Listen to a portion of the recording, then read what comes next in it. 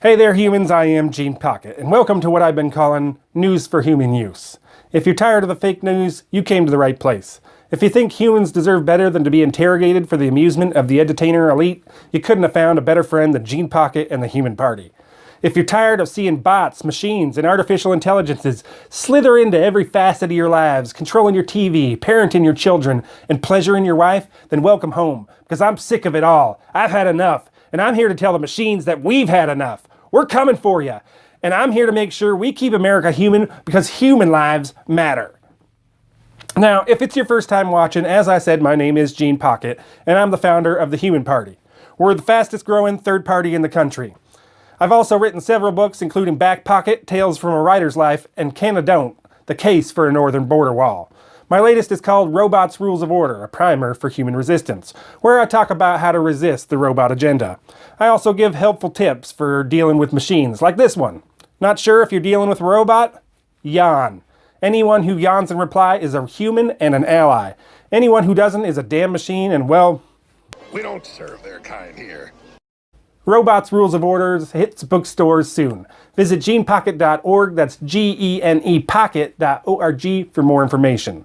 Now, a lot of people I talk to, the people who own houses and watch streaming video legally, the people who think that using their brains is something they ought to be paid for, they always give me a compassionate smile when I talk about jobs lost to machines, bots, and artificial intelligences. Behind their pitying smiles, I can see them wondering where I left my tinfoil hat. They act like it'll never happen to them. They'll never lose their job to a machine. Now, I understand. It's not all their fault. They've been brainwashed by the pro-robot media for decades.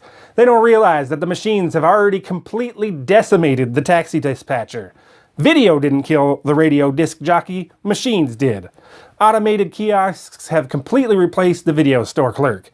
Machines have reduced banks from thriving hubs of commercial commerce to a server, a money counting machine, and a couple of underpaid tellers. Our entire economy is in the hands of machines, and it won't be long till the bots have completely replaced political volunteers, from robocalls to online activism. Don't be surprised when you see robots chanting contrived political slogans at humans trying to eat in restaurants.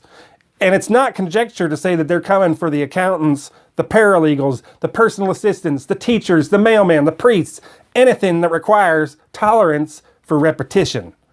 Almost half, 48% of techexperts polled by Pew Research Institute see a future where robots and digital agents have displaced mass amounts of both blue and white-collar workers, leading to huge increases in income inequality, masses of people who are effectively unemployable, and breakdowns in the social order. One techexpert called automation Voldemort, the terrifying force nobody is willing to name. And all of these experts agree that our educational system is training kids to fill jobs that just won't exist in a few short years' time. And I'm not making this up. I'm not the only prominent person concerned about it. Beware the robots, by which I mean artificial intelligence and big data.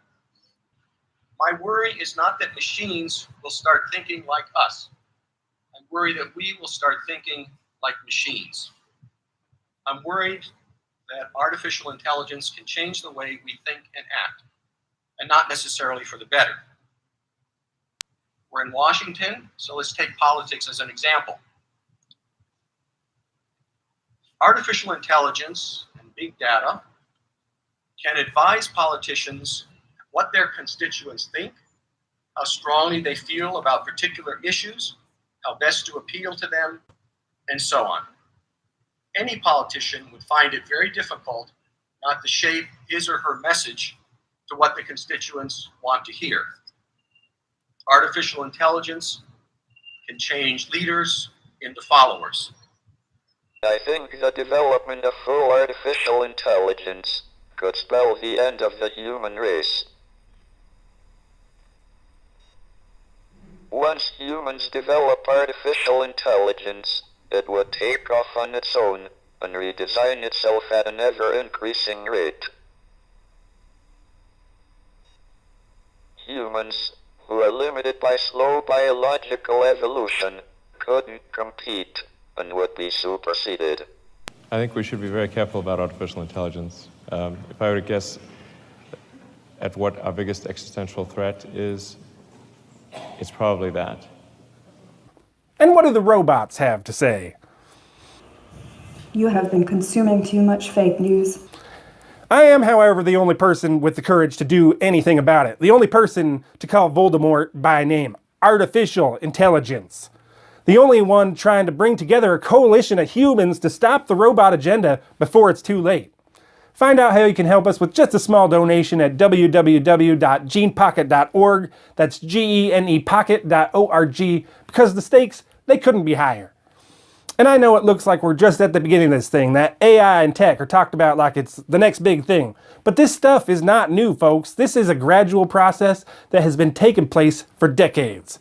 Machines have been infiltrating every aspect of our lives, using our human tendency towards slothfulness to gain more and more power.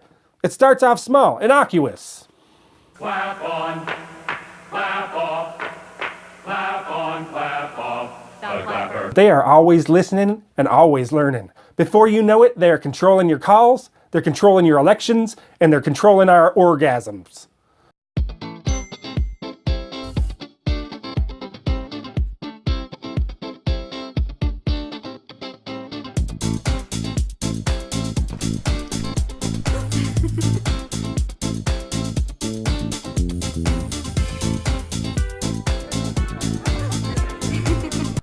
As a species, we need to have a serious conversation about the impact of giving control of our lives to bots, machines, and artificial intelligences.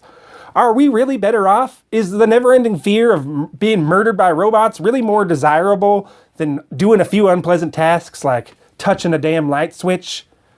Now, I'll say it every day till the day I die. We need to work together. We are all in this together. All of us, even those political volunteers, even Catholics and Protestants, and people keeping up with the Kardashians, telemarketers, people who give bad service in restaurants, teetotalers, video gamers, astrologists, Kenny G, people who like pumpkin spice, Slytherin and Gryffindor, everybody. The real enemy is the machines. The machines, the bots, and the artificial intelligences. We have way more in common with each other than we're ever going to have with automated humanoids. Now, I want to thank you for watching, and I promise I will be back next week with more news for human use. In the meantime, visit genepocket.org, that's GENEpocket.org for more information and the link to our Patreon page. Hit subscribe and be sure to tell them you want those notifications. Until next week, I wish good things for you, good things for the United States of America, and all the best to the human race. Thanks, and have a great week.